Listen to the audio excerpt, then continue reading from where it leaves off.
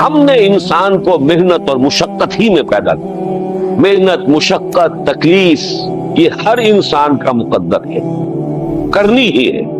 فرق صرف یہ ہوتا ہے کہ کسی کی مشقت اور محنت جسمانی زیادہ ہے، اینٹیں ڈھو رہا ہے غریب، کسی چلا رہا ہے. کسی کی محنت مشقت ذہنی زیادہ ہوتی ہے، بیٹھا ہوا تو ہے آرام کرسی پر، ریوالونگ چیئر ہے بڑی آرام دہ، لیکن اس کی جو ذہنی مشقت جو وہ کر رہا ہے. جو جسمانی مشقت کرتا ہے تو رات کو پاؤں پھیلا کر سوتا ہے، چاہے روٹی بھی پوری نہ ملی ہو، لیکن اسے پتہ نہیں ہوتا رات کب گزر گئی. اور یہ دوسرے جو ہوتے ہیں انہیں رات کو بھی نیند نہیں آتی، مخملی گدھیروں پر بھی نہیں آتی. انہیں ضرورت ہوتی ہے ہپنوٹکس کی بھی، سیڈیٹیوز کی بھی، ٹرینکولائزرز کی بھی، یہ ساری چیزیں وہاں چلتی ہیں، اس لیے ان کی جو کوفت ہے وہ کسی اور قسم کی. لیکن بچا ہوا کوئی نہیں ہے. محنت، مشقت قرآن نے اتنی قسمیں کھا کر اللہ نے کہا ہے. ہم نے انسان کو، یہاں کسی انسان کی تقسیم نہیں ہے. محنت، مشقت، اور اس محنت مشقت کے ساتھ اس میں غالب نے ایک اور رنگ داخل کیا ہے، اس کے ساتھ غم بھی. حیوان اور انسان میں کیا فرق ہے؟ بیل ہے، کولو چلا رہا ہے، مشقت تو وہ بھی کر رہا ہے. بار برداری کا اونٹ ہے، بوجھ ڈھو رہا ہے ادھر سے ادھر تک، محنت تو وہ بھی کر رہا ہے. انسان محنت بھی کرتا ہے، مزید اس کو رنج اور غم جو سانپ کا اس کو پیش آتا ہے. بیل کو پتہ بھی نہیں ہوگا میری کو اولاد بھی ہے، نسل بھی ہے، وہ کوئی بیمار ہے، کس حال میں ہے. گائے کو بھی اپنے بچے کی خبر ہوگی، وہ چھوٹا سا جب ہے دودھ پیتا ہے، اس کے بعد اسے کیا پتا وہ کہاں گیا کہاں نہیں ہے. انسان کو جو تکلیفیں جھیلنی پڑتی ہیں، پھر جو غم جھیلنے، وہ حیوان کے لیے نہیں ہے، یہ انسان کے لیے. اسی لیے کہا غالب نے کہ قید حیات و بند غم، اصل میں دونوں ایک ہیں. موت سے پہلے آدمی غم سے نجات پائے کیوں؟ تو یہ مشقت اور غم دونوں کو شامل کر لیجئے. انسان کا معاملہ حیوان سے بدتر ہے اس پہلو سے. کبھی کسی بیل کو، اونٹ کو وہ صدمہ نہیں ہوا ہوگا کہ بیٹا نے سینے تان کر کہا ابا جان آپ چھوڑیے، آپ کیا باتیں کرتے ہیں، آپ دکیا دوسری باتیں کرتے ہیں، زمانے کا رنگ بدل گیا. وہ جو بوڑھے باپ کو جو اس وقت صدمہ پہنچتا ہے، یہی ہے وہ جس پر میں نے اپنی جوانی کھپائی ہے، جس میں میں نے اپنے آپ کو انویسٹ کیا ہے. آج یہ میرے سامنے کھڑا ہو کر کہہ رہا ہے. اور یہ تو میں نے بڑی ہلکی مثال دی ہے. گالیاں دینے والے بھی ہیں، ماں باپ کو قتل کرنے والے بھی ہیں. مرتا نہیں ہے بڈھا کہ یہ مرے تو مجھے یہ ساری جائیداد ملے اور مجھے آزادی حاصل ہو. اے انسان، تجھے مشقت پر مشقت جھیلتے ہوئے، محنت پر محنت کرتے ہوئے ہی آگے بڑھنا ہے، اور پھر اپنے رب کے حضور میں پیش ہونا ہے. یہ اور مصیبت ہے. کسی اونٹ اور کسی بیل سے محاسبہ نہیں ہے وہاں. وہ کہے گا کافر کاش میں مٹی ہوتا، انسان بنا ہی نہ ہوتا، جسے آج ہم بہت بڑا شرف سمجھ رہے ہیں، شرف انسانیت.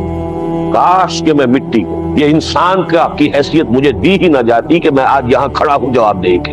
حضور نے فرمایا کل نفس یغدو فبائع نفسہ وموتقها وموبقها. ہر انسان جب صبح آنکھ کھلتی ہے، رات کے سونے تک وہ اپنے آپ کو بیچتا ہے. کوئی جسمانی مشقت اپنی بیچ رہا ہے، شام کو 100 روپے لے کر آیا ہے، اس نے اپنی جسمانی محنت بیچی ہے نا. کسی نے اپنی ذہنی محنت، ذہنی صلاحیت بیچی ہے، چاہے وہ ڈاکٹر ہے، چاہے انجینئر ہے، کوئی اور ہے، وہ اپنی ذہنی صلاحیت بیچ رہا ہے بیٹھا ہوا اپنے کلینک میں، اپنے آفس میں. بائع نفسہ، اپنے آپ کو بیچتا ہے. یہ بیچنا تو ہر ایک کا ہے، ہر شخص بیچ رہا ہے اپنے آپ کو. کوئی بدبخت وہ ہے جو یہ ساری مشقت جھیل کر بھی رات کو جہنم لے کر آیا ہے.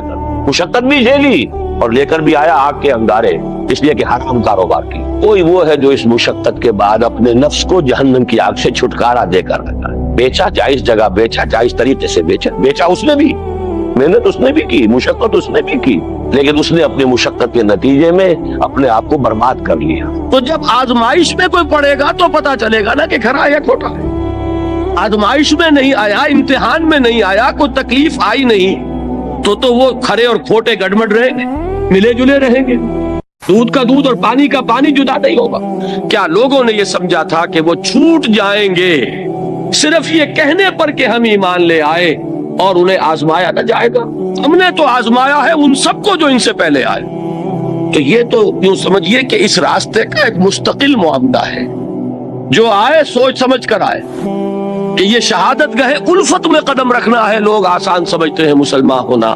جس نے کہا آمنت باللہ، ہم نے آزما لیا. سچ مچ کا یہ ہم پر ایمان کا دعوے دار ہے یا جھوٹ موٹ کا دعویٰ کر رہا ہے؟ یہ سچ مچ کا عاشق ہے یا جھوٹ موٹ کا عاشق ہے؟ ظاہر بات ہے کہ امتحان نہ ہو، آزمائش نہ ہو تو کیسے ان کے مابین تمیز ہوگی.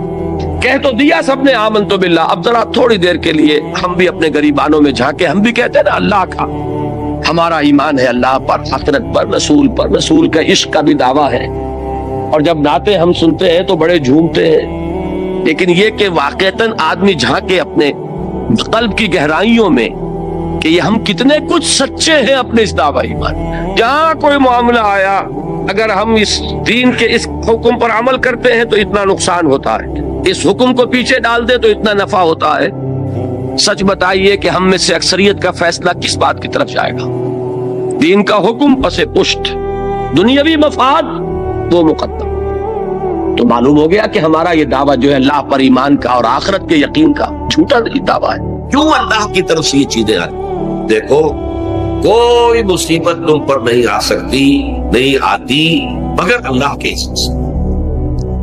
وَمَن يُؤْمِن بِاللَّهِ، اور جو شخص اللہ پر ایمان رکھتا ہو، یہدِ قلبہ، اللہ اس کے دل کو ہدایت دے دیتا ہے، اس کے دل کو سکون عطا کر دیتا ہے، وہ راضی برضائے رب ہو جاتا ہے، اس میں شکوہ نہیں رہتا، اس میں شکایت نہیں ہوتی، اس میں تلخی نہیں ہوتی، کیوں ہو گیا، کیسے ہو گیا، کیوں ہو گیا، نہیں ہونا چاہیے۔ یہ سارا جو پیچ آدمی کھاتا رہتا ہے نا اندر ہی اندر، وہ جو پیچ کھا رہا ہے، یہ سب پیچ سے نجات نہیں گئی۔ پہلی بات یہ کہ یہ اللہ کی طرف سے آزمائش کے طور پر آتی ہے۔ آزمائش، میرا بندہ اس پر صبر کرتا ہے یا نہیں، یا میرے خلاف بکواس کرنے پر آمادہ ہو جاتا ہے۔